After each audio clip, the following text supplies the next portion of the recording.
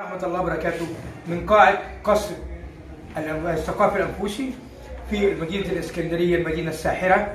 اليوم في الاحتفالية الكبرى لصالون أرض الذهب مع قادة الجيش ورموز العمل المصري. معنا النهارده المستشار الإعلامي لصالون أرض الذهب الأستاذ محمد المصري الشاعر الكبير. أهلا وسهلا بحضرتك يا فندم. اهلا دكتور مجدي، انا شرفت بحضرتك واهلا ومرحبا.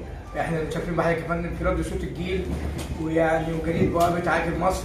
عايزين حضرتك تكلمنا عن نصر اكتوبر بس بالشعر بتاع حضرتك الكلام الجميل. اتفضل يا فندم. انا هقول رباعيه انا شاركت فيها النهارده في اوبريت مع فريق ارض الذهب في هذه الاحتفاليه العظيمه بمناسبه انتصارات اكتوبر اللي كنا مستضيفين فيها قاده وابطال بالرموز نصر اكتوبر. اتفضل يا فندم.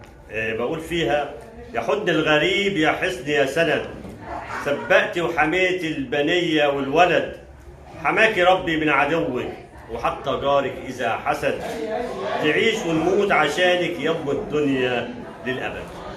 الله عليك، كلام جميل جدا جدا جدا. احتفالية نصر أكتوبر النهارده اللي عاملاها صالون أرض الذهب، وطبعا دي أول سنة لصالون أرض الذهب يحتفل بنصر أكتوبر وفي قصر ثقافة الأنفوسي، يعني حاجة جميلة جدا ورائعة جدا جدا. مشاعر حضرتك إيه النهارده؟ لا أنا سعيد جدا أولا بحسن الاستقبال، بس ده مش أول فعالية لصالون أرض الذهب. صالون أرض الذهب يعني فعالية 6 أكتوبر. لا احنا دايما صالون أرض الذهب دايما في المناسبات الوطنية في السيزون بنقيم احتفالات، بس يمكن دي أول مرة تيجي